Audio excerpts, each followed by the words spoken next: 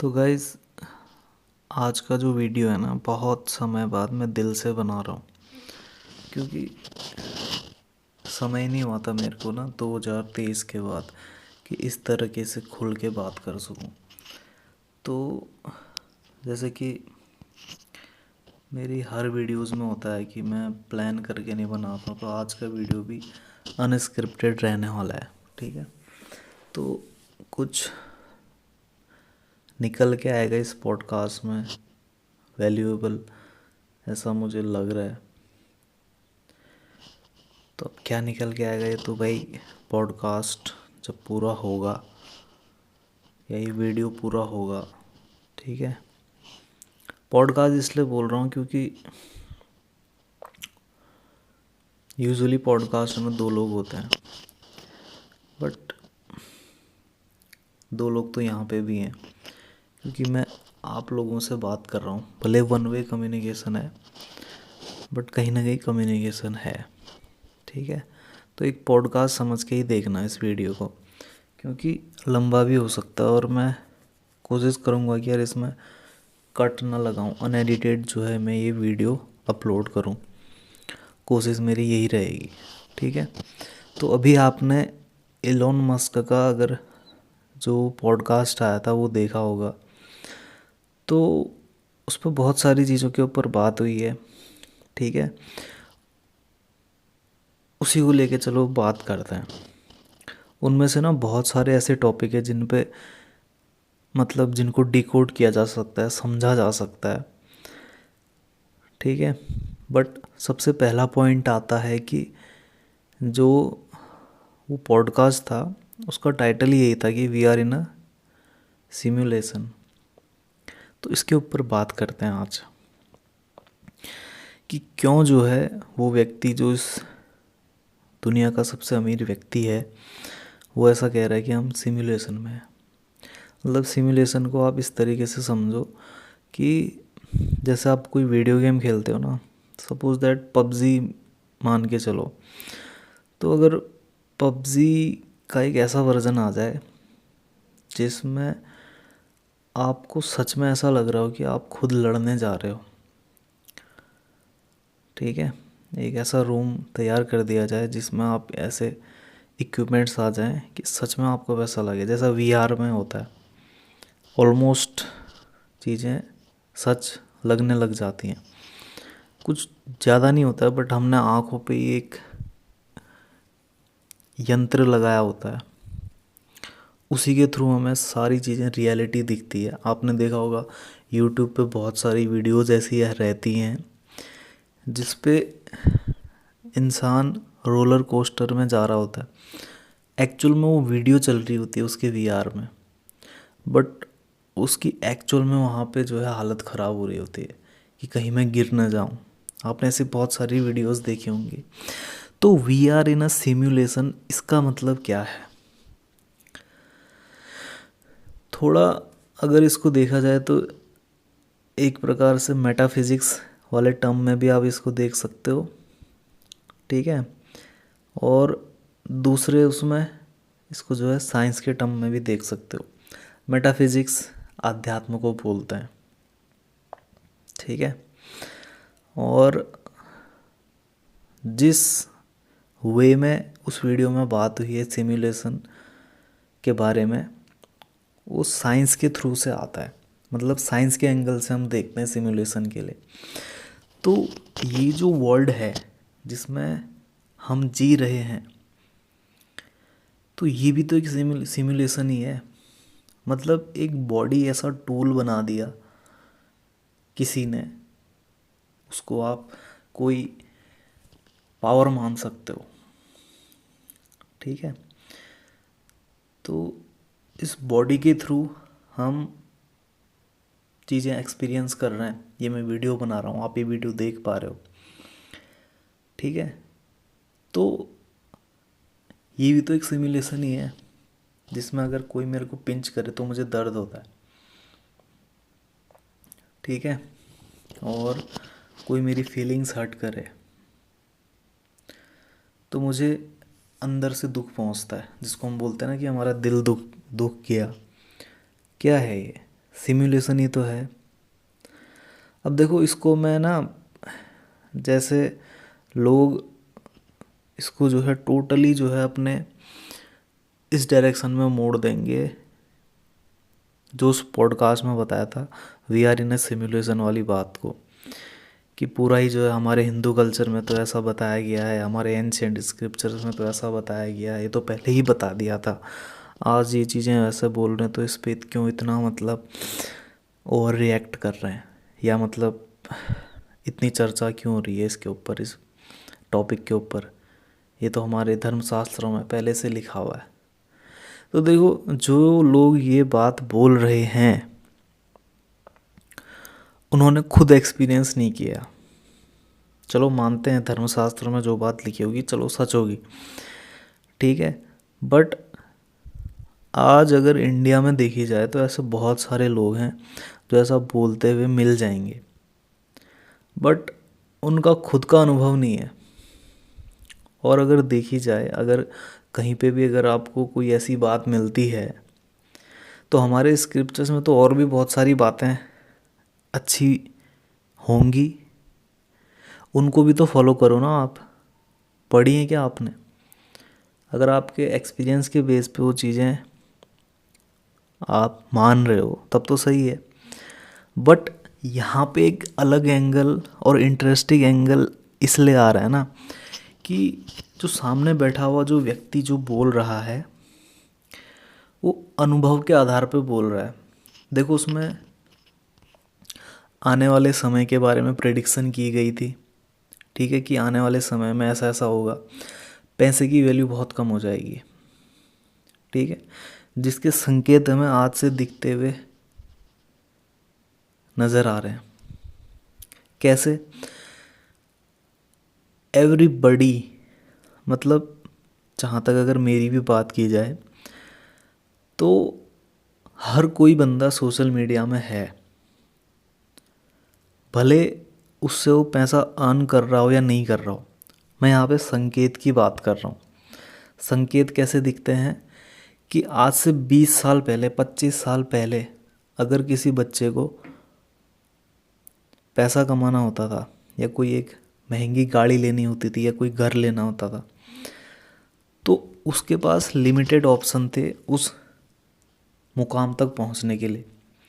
एक पूरी लाइफ लग जाती थी एक व्यक्ति को वो स्टेटस अचीव करने के लिए। Exception are always there, but आम जनता के लिए ऐसे रास्ते नहीं खुले थे जैसे आज के समय पे हैं। जैसे यूट्यूबर आज के टाइम पे आप देख रहे हो बहुत बड़े बड़े घर बना रहे हैं, ठीक है, हेलीकॉप्टर खरीद रहे हैं, प्राइवेट जेट खरीदने की उनके पास क्षमता है, इतनी महंगी महंगी गाड़ियाँ खरीद रहे हैं। और हमारे टाइम पे ना एक बात किया करते थे, क्या किया करते थे, आपसी मतलब कॉलेज के जो बच्चे हैं उनमें बात होती थी। क्या बात होती थी? ये बात होती थी कि जितने भी ये जो महंगी ब्रांड्स वाली कार है ना, मतलब मर्सिडीज़ हो गई, BMW हो गई, या इससे भी और बहुत सारी कंपनियाँ, तो ये ना अपना एडवर्टीज़मेंट नहीं करती हैं। जैसे रेंज रोवर हो गया या लैम्बोर्गिनी हो गया, बहुत सारी गाड़ियाँ एडवर्टीज़मेंट नहीं करती हैं। क्यों? क्योंकि एडवर्टीज़मेंट टीवी पे आता है, और जो बंदा टीवी देख रहा होगा अपनी लाइफ में वो कभी भी उस काबिल नहीं होगा कि वो उतनी महंगी कार खरीद सके। ये एक बात चलती थी हमारे टाइम पे, स्कूल या कॉलेज के टाइम पे। तो आज मतलब एकदम उलट है।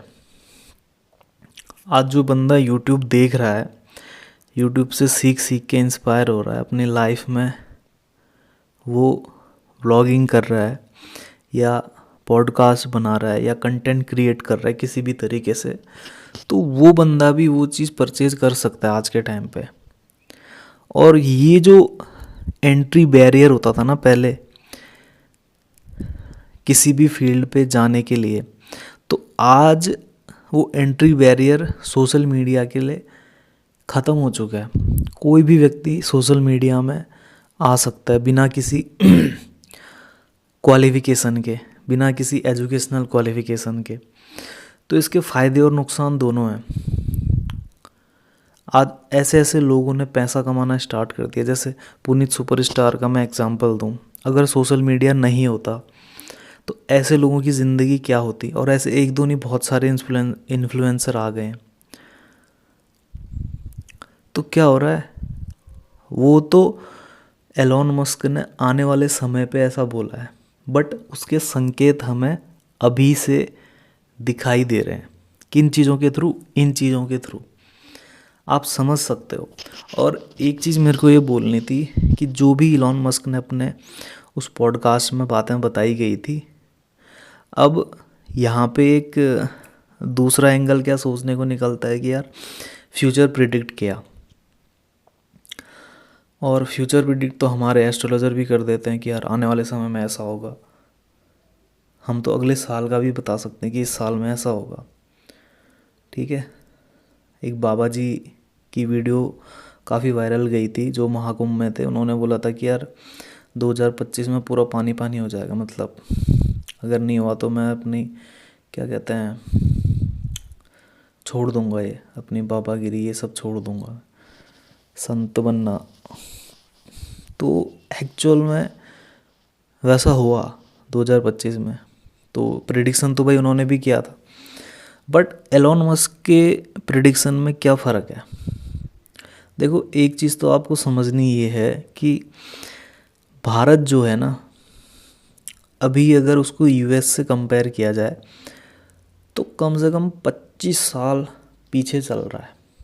जो फैसिलिटीज़ यूएस में एक आम घर में हमें देखने को मिल जाएंगी अभी के टाइम पे, अगर आप वहाँ किसी घर पे चले जाओ, वही चीज़ें यहाँ आने में कम से कम 25 साल लग जाएंगे। और जो भी प्रोडक्ट हम मार्केट में देखते हैं ना, उससे पहले कोई भी जो कंपनी होती है उसकी R&D करती है, यानी कि रिसर्च एंड डेवलपमेंट। वो प्रोडक्ट मार्केट फिट बैठेगा या नहीं, इसके लिए ट्रायल्स चलते हैं और बहुत लंबे लंबे ट्रायल्स चलते हैं।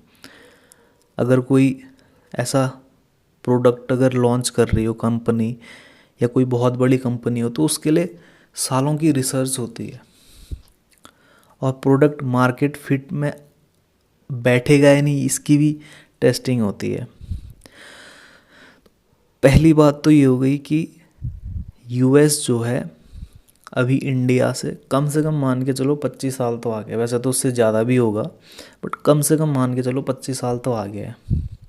ठीक है, और उस पे भी जो कंपनियां, बड़ी बड़ी कंपनियां जैसे इलॉन मस्क, टेस्ला और भी बहुत सारी कंपनियों का जो है मालिक है। ठीक है, अभी मेरे को नाम याद नहीं आ रहा है, स्पेस एक्स हो गया और भी बहुत सारे हैं। ठीक है, स्टारलिंक वगैरह। तो जब इतनी सारी कंपनियों को वो ओन करता है, तो वहाँ पे जो चीज़ें प्रोडक्ट मार्केट में लाने से पहले उनकी R&D हो रही होगी ना, तो वो उसको इस टाइम पे पता है कि वो किन चीज़ों के लिए R&D कर रहा है, कौन सी चीज़ें लॉन्च होने वाली हैं एक्चुअल में। भले वो 5 साल बाद लॉन्च होंगी मार्केट में, 10 साल बाद लॉन्च होंगी, बट आज ही से उस पर काम शुरू हो रहा है। तो इस तरीके के जो प्रोडक्ट हैं या इस तरीके की जो भी आइडियाज़ हैं, उन पे वर्क वो आज के टाइम पे कर रहा होगा और उन्हीं के बेस पे जो है वो ये प्रिडिक्ट कर सकता है कि आने वाले समय पे ये चीज़ें हो सकती हैं। समझ रहे हो आप बात? तो वहाँ पे जो एलोन मस्क बोल रहे हैं, तो वो उनके खुद के अनुभव पे बैठ रहा है। वो कोई प्रिडिक्ट नहीं कर रहे कि हाँ भाई ऐसा होगा। वो चीज़ें एक्चुअल में हो रही हैं, बट आम जनता तक पहुँचने में उसे 25 साल लग जाएंगे या 50 साल लग जाएंगे। तो हमारे लिए वो एक तरह से फ्यूचर प्रिडिक्ट करना ही हो गया। जैसे सूरज से जो लाइट है उसको धरती में पहुंचने में 8 मिनट लगता है ना, तो सूरज से तो ऑन टाइम पे रोशनी आ रही है, बट हम तक पहुंचने में 8 मिनट लग रहा है।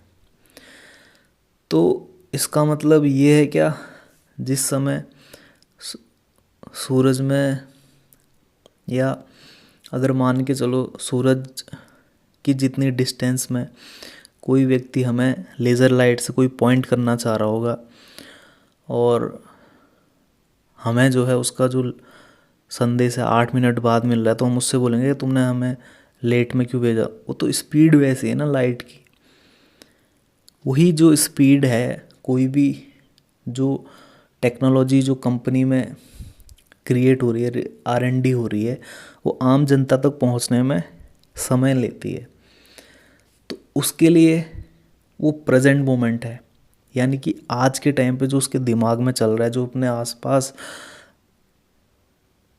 आइडिया पे जो वर्क कर रहा है, वही जो है चीज़ें मार्केट में आने में इतना समय ले लेंगी। तो हमारे लिए तो वो एकदम से फ्यूचर प्रिडिक्शन ही हो गया। तो फिलहाल आज के लिए इस वीडियो में मैं यहीं तक बात सीमित करना चाहता हूँ। और भी बहुत सारी बातें हैं, बट देखेंगे इसमें क्या रिस्पॉन्स आता है। रिस्पॉन्स अच्छा आया तो बहुत डिटेल में है बातें, और बहुत सारी है बातें करने के लिए। ठीक है, ओके, बाय बाय।